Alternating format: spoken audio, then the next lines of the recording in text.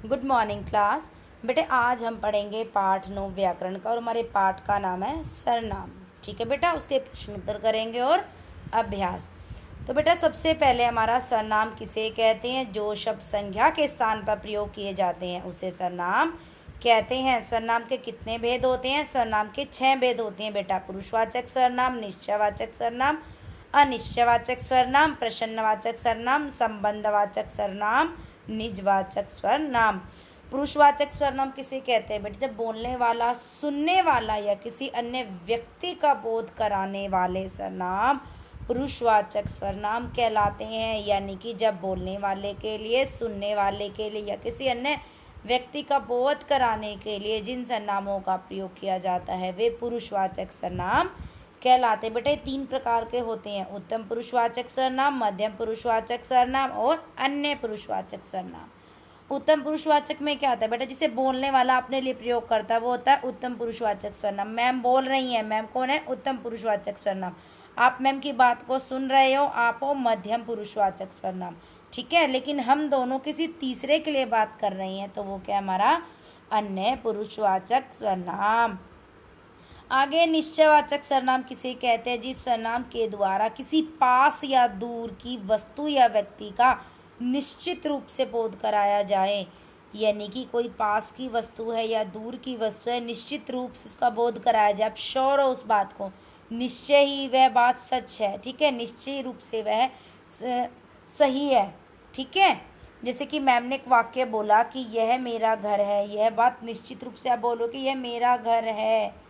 ठीक है, तो क्या हो जाएगा? निश्चयवाचक सर्वनाम। जैसे कि वह मेरा भाई है। ठीक है, आप निश्चित हो उस बात पर। अनिश्चयवाचक सर्वनाम जब किसी व्यक्ति या वस्तु का निश्चय न हो तब अनिश्चयवाचक सर्वनाम होता है बेटा। जैसे कि जिस व्यक्ति या वस्तु पर आप श्योर नहीं हो, आपको डाउट है। ठीक है, जैसे कि शायद आज बारिश होगी, शायद आज बारिश होगी। तो आपको पता नहीं है ना कि बारिश हो गया, नहीं, आपको डाउट है, आपको पक्का थोड़ी पता है कि आज बारिश होगी। तो वहाँ पे क्या आ जाएगा? हमारा अनिश्चयवाचक सर्वनाम। प्रश्नवाचक सर्वनाम किसे कहते हैं? संज्ञा के विषय में जिन शब्दों से प्रश्न किया जाए, यानी कि प्रश्न पूछने के लिए जिन सर्वनामों का प्रयोग करते हैं वो क्या होते हैं? हमारे प्रश्नवाचक सर्वनाम। जैसे कि कौन, किसे, क्या, किसने। आगे है संबंधवाचक सर्वनाम किसे कहते हैं? वाक्य में संबंध बताने वाले सर्वनाम ही संबंधवाचक सर्वनाम होते हैं। जैसे कि जो, जिसे, जिससे। यानी कि एक वाक्य का संबंध दूसरे वाक्य से हो। जैसे कि मैम ने वाक्य बोला जिसकी लाठी उसकी भैंस। ठीक है, जैसे कि जो पढ़ेगा वो पास होगा। तो संबंध बता रहे बेटा यहाँ पर ये। आगे बेटा यहाँ से आपके एक्सरसाइज के प्रश्न स्टार्ट होते हैं। रिक्त स्थानों की पूर्ति करके सर्वनामों का प्रयोग करना है बेटा। जो ब्लैंक दिए गए हैं ना उनमें सर्वनाम फिल करने हैं हमें।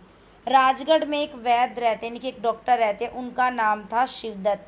वे बहुत पहुँचे हुए वैद्य थे, बड़ी से बड़ी बीमारी का इलाज उनके पास था। वे चुटकी भर दवा देते और बीमारी गायब हो जाती। जो किसी की दवा से ठीक नहीं, तो बेटा देखो यहाँ पर जो और वो संबंध है। यहाँ पर वो वैद्य की दवा से स्वस्थ हो जाता। उनका बेटा मनोहर लालची था, उनको पिता की यह बात पसंद न थी। वे मुफ्त में दूसरों का इलाज करते हैं। वह सोचता है कि यदि मैं भी पिता की तरह मशहूर वैद्य होता तो अपने नाम के साथ पैसा भी कमाता।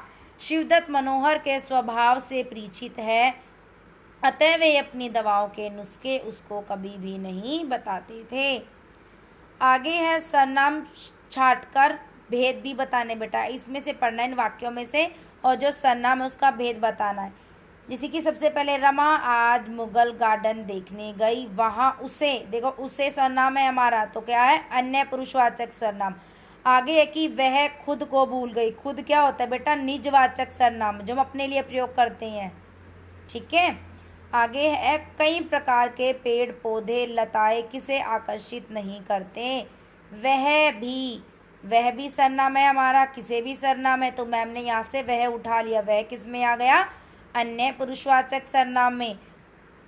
आगे है फूलों से लदे वे वृक्ष मानो झुककर उसका स्वागत कर रहे थे। उसका क्या है? सरनाम है। कौन सा? अन्य पुरुषवाचक। आगे कोष्टक में दिए गए सरनामों के उचित कारकीय रूप से रिक्त स्थान फिल करने बेटा। जैसे कि यहाँ पे दिया हुआ है मैं, तो मैं की जगह क्या आ जाएगा हमारा? मुझसे खाया नहीं जाता। फुटबॉल लग जाने के कारण डैश हाथ में दर्द हो रहा है, वह की जगह क्या आ जाएगा हमारा? मेरे। आज डैश लिए पकौड़ियाँ लाया हूँ तुम्हारे। कल डैश यह पेड़ काटा, वह आज पकड़ा गया। कल जिसने यह पेड़ काटा वह आज पकड़ा गया। इतनी सारी कॉपियाँ डैश खरीदी गई, यानी कि किनके द्वारा खरीदी गई। आगे है इस प्रश्न का उत्तर डैश नहीं पता, यानी कि इस प्रश्न का उत्तर किसी को नहीं पता। उसके बाद बेटा निश्चयवाचक सर्वनाम का प्रयोग करते हुए दो वाक्य बनाने बेटा। ठीक है, निश्चय यानी कि यह मेरा घर है, वह कल दिल्ली जाएगा। आप श्योर हो बेटा इन बात को, निश्चित रूप से आपको पता है कि कल वह दिल्ली जाएगा। ठीक है, और यह मेरा घर है। ऐसे दो वाक्य बनाइए जिनमें आप और वे आदर सूचक यानी कि रिस्पेक्ट सर्वनामों के रूप में प्रयुक्त हो। सरदार पटेल का लोहा सभी मानते हैं, वे सच्चे देशभक्त हैं। यानी कि आदर सम्मान के लिए प्रयोग किया गया बेटा ये वाक्य, उनके आदर में, उनकी रिस्पेक्ट करने के लिए। यानी कि सरदार पटेल का लोहा सभी मानते हैं, वे सच्चे देशभक्त हैं। आगे है आपसे मिलकर खुशी हुई। देखो आप भी आ गया और वे भी आ गया। ठीक है, आगे बेटा हमारा यहाँ पर निम्नलिखित वाक्यों में रंगीन छपे संज्ञा शब्दों के स्थान पर निर्देश अनुसार सर्वनाम शब्द रखकर वाक्यों को पूरा करना है बेटा। ठीक है, अनिल सुरेश के घर गया है, तो यहाँ पे क्या आ जाएगा? अनिल किसी के घर गया है। यहाँ पे कौन सा सर्वनाम प्रयोग करना है हमें? अनिश्चा। आपको पता नहीं है ना वो किसके घर गया है। आगे प्रश्नवाचक में देखो मुदिता खेल रही है, तो क्या आ जाएगा? कौन खेल रही है। आगे संबंध में कप अर्नव ने तोड़ा वह भाग गया, फिर उसके बाद क्या है? जिसने कप तोड़ा है वह भाग गया। शिक्षिका ने अंजलि को बुलाया है, इस यानी कि आप श्योर हो, इस शिक्षिका ने अंजलि को बुलाया है। मैं छात्रों को अवश्य पढ़ाऊंगा, तो अन्य में क्या आ जाएगा? अन्य किसी तीसरे के लिए, वे छात्रों को अवश्य पढ़ाएंगे। मम्मी ने यह सामान दादी के लिए दिया, मध्यम पुरुष में क्या आ जाएगा? आपने या तुमने। बेटा तुम आएगा यहाँ पर। ठीक है, आपने भी आता है मध्यम पुरुष के लिए जब हम रिस्पेक्ट के लिए करते हैं।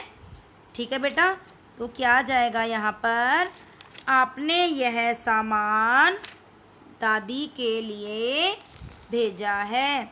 आगे है बेटा हमारा इसमें हिमांशी को आम पसंद है, हिमांशी को आम पसंद है, तो क्या आ जाएगा? मुझे आम पसंद है।